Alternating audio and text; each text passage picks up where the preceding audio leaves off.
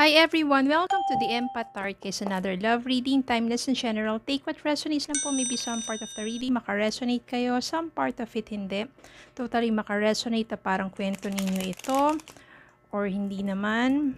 Tignan po natin kung anong mga love connections ito, lessons in life and guidance ang ating mababatid sa reading na ito.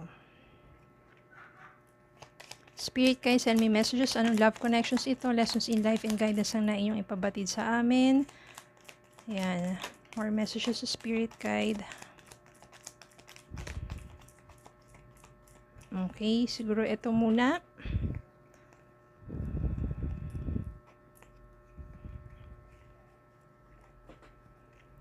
The Lovers. Justice. Knight of Wands, Page of Pentacles, Four of Wands, Queen of Cups. Parang napakaganda ng vibes, napakaganda ng energy ng mga unang mga mensahe dito kasi ibig sabihin yan, magkakaroon ng panibagong pagkakataon sa inyong dalawa ng person mo. Page of Pentacles dito is not like also money, but pagdating sa love is a new chance for a more stable relationship. Ibig sabihin, mas matatag na pagsasama.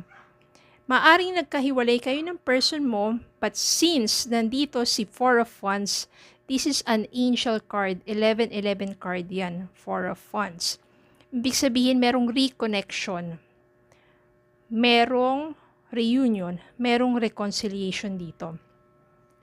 Ang person mo, kapag naramdaman na niya yung mga signs from you that you are open to talk, that nais mong, ikaw rin, na gusto mong parang muling manumbalik yung love, yung renewed love between the two of you.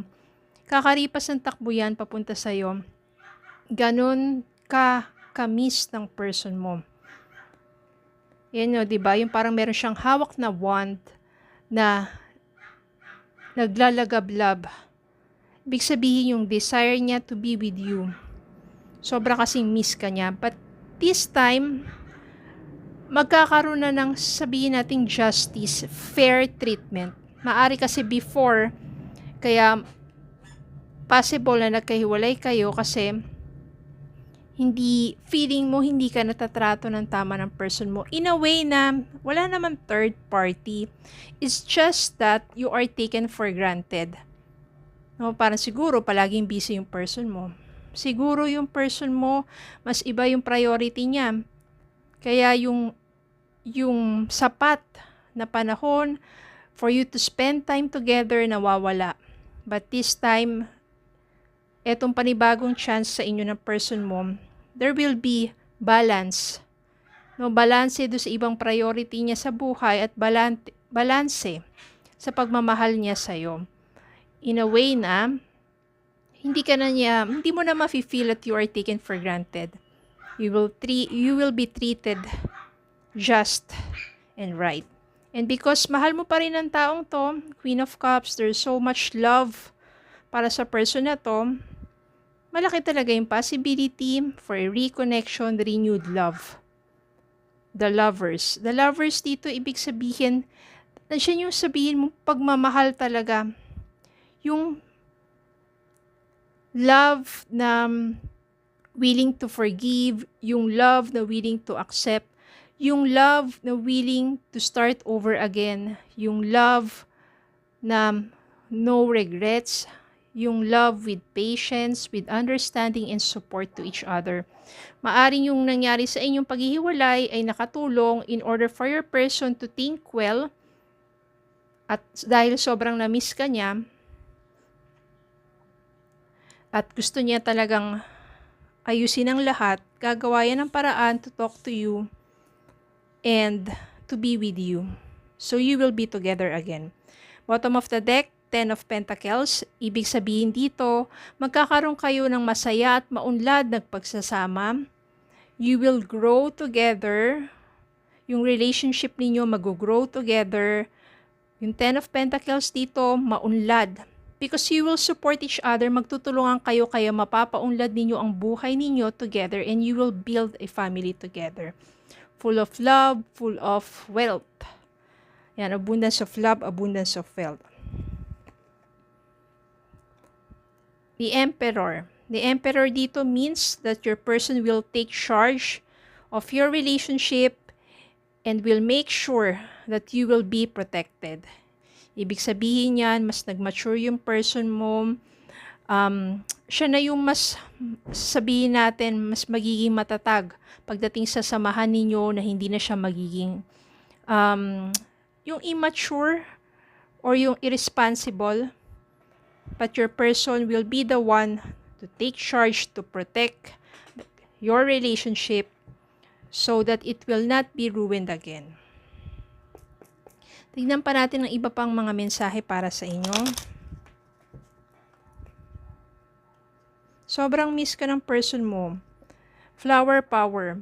Spend time with flowers and flower essences to increase your personal healing power.